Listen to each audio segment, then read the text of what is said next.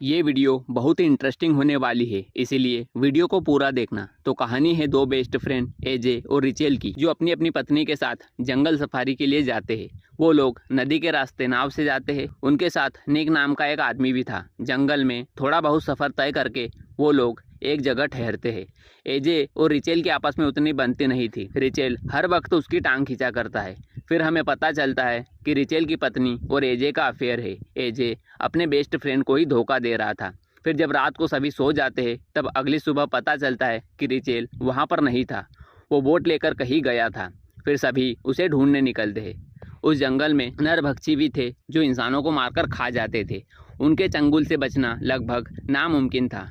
एक दिन एक लड़का और उसकी गर्लफ्रेंड उस जंगल में आते हैं। वहाँ पर वार्निंग का टेम्पलेट लगा होने के बावजूद भी वो बाइक से अंदर चले जाते और नरभक्षी द्वारा एक एक करके मारे जाते हैं। इधर निक और बाकी लोग रिचेल को ढूंढने निकलते हैं। वो लोग इतने खतरनाक लोगों से बच पाएंगे या नहीं। फिर थोड़ी दूर आगे जाकर उनको वो बोट दिख जाती है जिसे लेकर रिचेल निकला था। पानी का बहाव तेज था, कहीं बोट बह न जाए, इसलिए निक वहीं रुक जाता है। बाकी लोग जंगल में घुस जाते हैं। फिर निक जंगल में किसी प्रकार की हलचल पाकर अंदर घुसता है।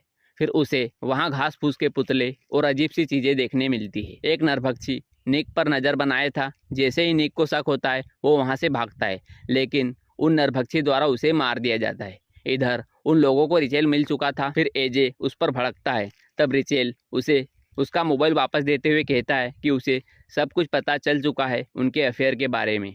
फिर वो लोग अपनी बोट पास जाते हैं। वहाँ उनको निक नहीं दिखाई देता, तो वो जंगल में उसे ढूंढते हैं। फिर वो एक जगह देखते हैं, एक भगोने में पानी उबल रहा था जिसमें निक का कटा हुआ सिर था। ये देखकर वो घबराकर भाग जाते हैं। नरभक्षी उनके पीछे लग जाते हैं और उन पर हमला कर देते हैं। वो किसी तरह उनसे बचकर जंगल में घुस जाते हैं, लेकिन वो अब भी सुरक्षित नहीं है। जंगल में भटकते भटकते उनको शाम हो गई थी। फिर वो एक जगह सो जाते हैं। एजे को नींद नहीं आ रही थी, उसे मच्छर बहुत परेशान कर रहे थे।